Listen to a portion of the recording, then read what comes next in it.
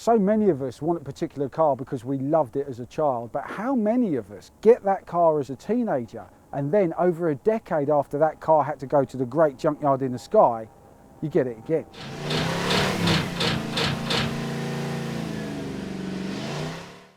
The last time we were with Sam Hard of Hard Up Garage, or Garage as we say in this country, I explained how we had so many things in common, not least each of us owning a 1970 Dodge Charger. Today at Hard Up Garage we achieved something. Positivity in the rain! Yet Sam's one is a Fast and Furious tribute car he has taken to the BBC to do primetime TV shows, Comic-Con, big shows in Germany and much more. Mine is on a long restoration journey that I'll update you on in other episodes. What we're doing here is we're simulating the engine noise of a 1970 Dodge Charger. Even in Sam's Night Industries 2000 or Kitt Pontiac, there was no getting away from our joint love of Dodge Chargers. Talk to me about where did your passion for a 70 Dodge Charger come from? Well, it wasn't just the 70, as long as it's Mark II. Yeah, 68, 69, 70. Yeah, 68, 69, 70. Well, TV, I think has a lot to answer for. And it was, of course, the General Lee. Yeah, you know, that car is so iconic, you know. And I don't know if you ever heard about the crazy Cooter that I built. I built a 1931. Once again, I've got to be careful how I say I built. I designed a 1931 Model A Ford Rat Rod, and it was called the Cooter, right? And the Cooter was basically, Crazy Cooter was the mechanic that designed with the tow truck. Yeah, with the tow truck that designed the General Lee, right? So when I designed the Rat Rod, I wanted to really incorporate the idea of Crazy Cooter's like college vehicle. Yeah? Yeah. So when he was young and at college, you couldn't buy a brand new car. So he had an old Model A that you put a Chevy big block in, small block, SPC. And the roof had the Confederate flag welded in. Yeah? Wow. So like, you know, the sun in America, you don't need to worry about a roof. And so I had the Confederate flag welded on the top, and it was called the Crazy Cooter. The Crazy Cooter car here, which you see in this picture of these lovely ladies sat on the top, you know, although I come up with the idea of doing a General Lee style Crazy Cooter car, you know, Jesse Gonzalez was given the reins here. You know, you sketch out your plan and that man really will elaborate it to perfection. You know, his idea was that welded in Confederate flag. My idea was to paint it orange on the top and make it look like we'd stolen the roof off a General Lee. That guy is a clever chap. You know, without his design and his workers and his input, that car wouldn't be what it is today. And then, you know, I've got to put a big thank you out there. If it wasn't for Michael Lightbourne out in El Paso, the car wouldn't have never got it back to here in the UK. Michael Lightbourne initially comes up with the bodies of these vehicles and the parts for us and takes them to Jesse Gonzalez, who turns them into an art form. It just feels that our passions are very similar. Trust me, I'm not the only person who fell in love with a General Lee. The thing is now, there are so many General Lee replicas. Yeah. You know, I don't want a General Lee. I just fell in love with Chargers or Mark II Chargers because of that. Yeah. I think that's why I did the Fast and Furious rep, because I've never seen a replica. Like, have you ever seen a Fast and Furious replica from, you know, ever? I've never seen one. Well, you know, we've got a mutual friend in Mike, where he's got a 69 Charger, which is the wrong year, but he's making some coin out of hiring it out for... Hell yeah. Now, you're going to take all that business away because you've got a proper one. Well, not at all, because Mike's a lovely guy and I work well with Mike, we've gone very well. But the 69 they also used in the movie for a different part. So they used 68, 69 and 70s throughout the movie. Oh, really? Oh, okay, I didn't know that. But he's like reverse racist. He has a thing about black cars. Right. He loves a black car. Right. You know, and like, I guess that is bias or it's not racism, it's reverse racism or whatever for colour. And he just loves a black Charger. When you go black, you never go back, right? I don't know. I have no idea what you're talking about. No. I don't know what you're talking about. Do not lower the tone. This is a family show. Talking about cars. I'm glad to hear it. I'm glad to hear it. By the way, I'm paying for this fuel. Yes, me, on expenses. I'm filling it up. I was going to put a tenner in.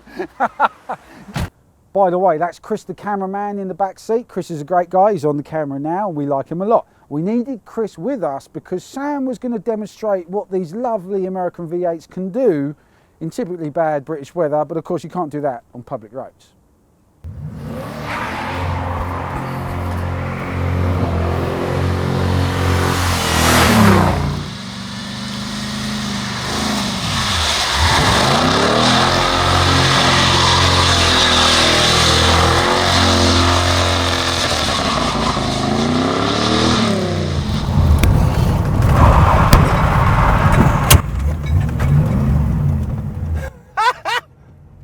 So it's plain to see Sam enjoys driving his American cars hard, pun intended. You say I'm driving like an idiot. I say highly precision driving. Wrong choice of word, mate. No, you are right, 100%. I Did it loved look any good? I think it looked, well, as a director of production and stuff, I would suspect it was awesome. Chris, was it awesome? Been to better funerals. Didn't say that. And what kind of crazy genius turns a P100 like this into a swimming pool with a goldfish called Gary? Oh, it's cold!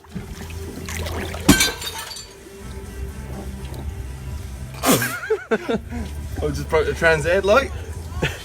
Hello everybody, we're having a lovely time in the P100. It's having a bit of a leak. We've got people up there in the offices watching us. Hold my beer, let me find the fish. There he is. There he goes. Gary, mine out. I might have to just step over. Oh. Sam has a prolific history with American cars. His first car from across the pond was a 1977 Oldsmobile Cutlass that his dad bought him when he was just 17. Absolute animal. I love it. But the Pontiac Nightrider Tribute is also special to Sam because it holds a connection from that period of his youth. The Nightrider car, which I remember as my earliest car memory, my dad gave that car to me when I was 18. It was too rotten, too gone, I had to get it gone, yeah? The other day I finally got the car again. But who would have thought that that car would ever come back round, you know? So that car, it's in the yard now. Yeah. You used to own that when you were 18? The identical car. Oh, the identical, Yeah, all right, so not actually that one that went one. to the Cloud of Dreams, that's the scrapyard in the sky.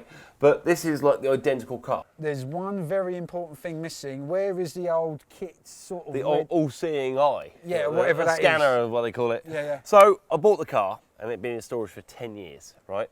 And the guy apparently took the scanner out to put it in storage or do whatever, and it's missing.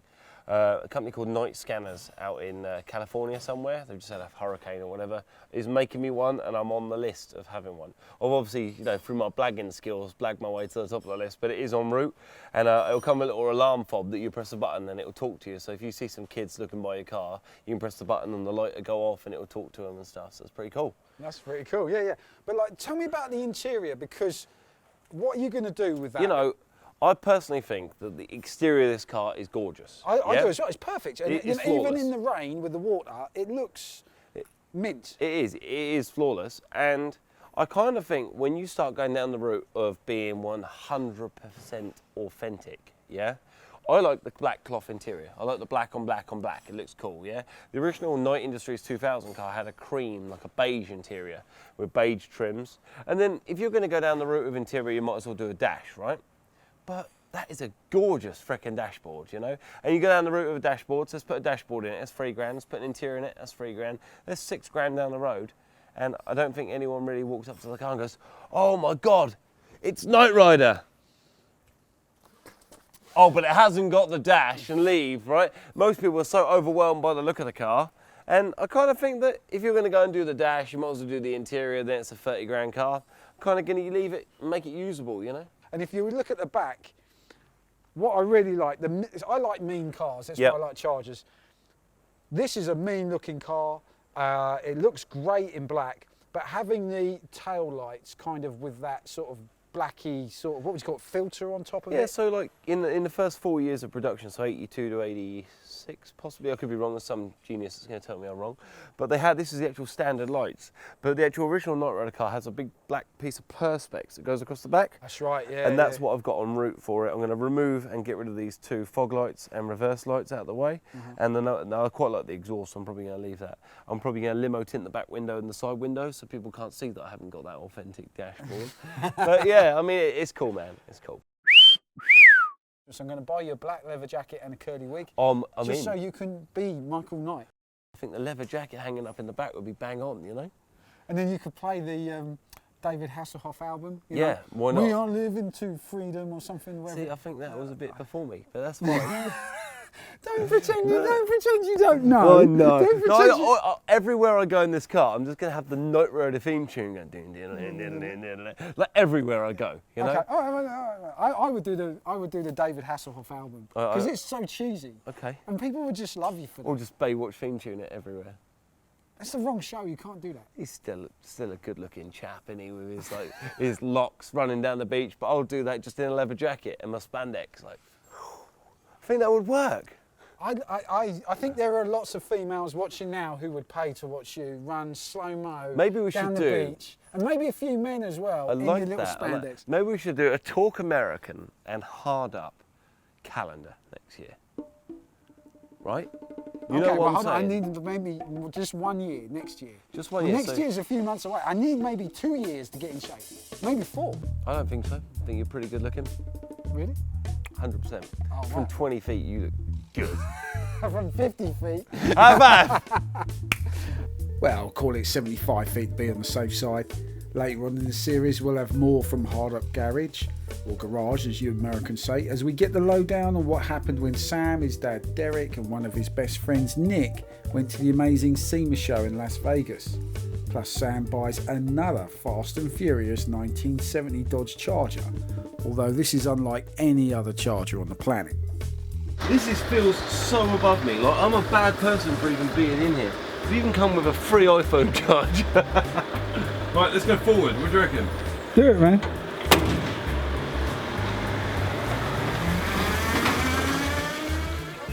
So if you like what you saw today, please put a comment in the feedback section immediately below this video on YouTube. Unless, of course, you want to tell me how Sam is far more entertaining than I am, in which case don't bother. The big thing we need you to do is to subscribe. It costs nothing to subscribe, and you will then get alerts when we release new videos so we can start building up our audience. And of course, we'd love it if you could please share this video with friends on social media. And while you're on social media, please follow us on the big 3. We're on Twitter, Instagram and Facebook.